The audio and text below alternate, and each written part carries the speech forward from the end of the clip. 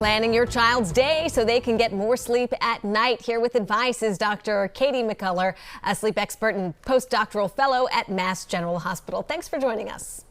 Yes, thank you so much for having me today to discuss such an important topic. It is. Absolutely. Many kids went back to class this week. What do you think parents should know? We've always heard better sleep, better grades. What do you say about that? Great question. And the short answer is yes. Adequate sleep contributes to students' overall health and well-being. And that, of course, extends to academic performance. And research has repeatedly shown that the better sleep a student gets, the better they perform at school and in other important areas of life. And this is because during sleep, our brains engage in complex activities that help us consolidate memories, process information, and just generally prepare us for the challenges of the coming day.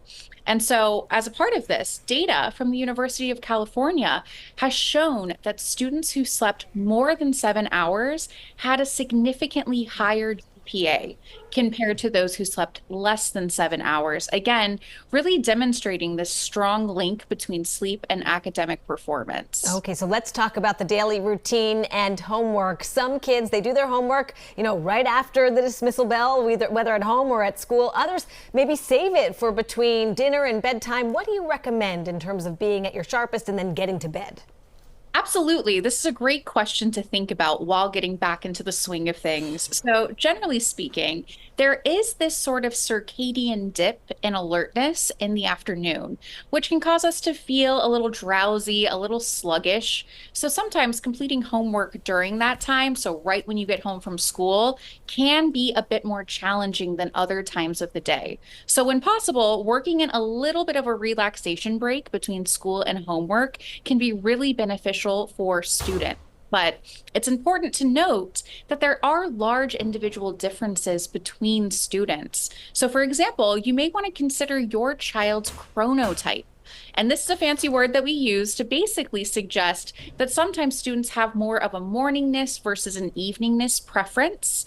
So if you're a parent and you know your child is going to struggle to do that homework in the later evening hours, this may inform your decision to encourage them to get that work out of the way before dinner. So, take this with a grain of salt and check in with your kids to come up with a plan you think would work best for them. And on the subject of time, some older kids might be cramming for a test, last minute project, big project due. Is it okay to let them stay late and get it done? Another excellent question. So unfortunately, staying awake throughout the night actually induces cognitive impairment that's on par with the legal limit of alcohol use. So really advisable to avoid these all-nighters whenever possible.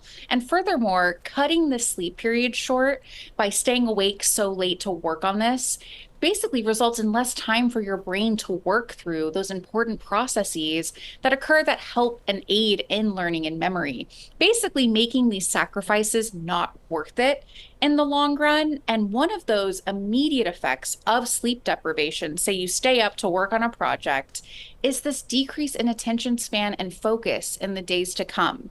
So students who are sleep deprived find it challenging to stay alert during lectures or while studying. And this can lead to missed information or incomplete notes over time, basically accumulating into significant gaps in knowledge and understanding. Okay. So, just driving home that we need to sleep. Dr. Katie McCullough, thank you so much for all of that. Yes, thank you.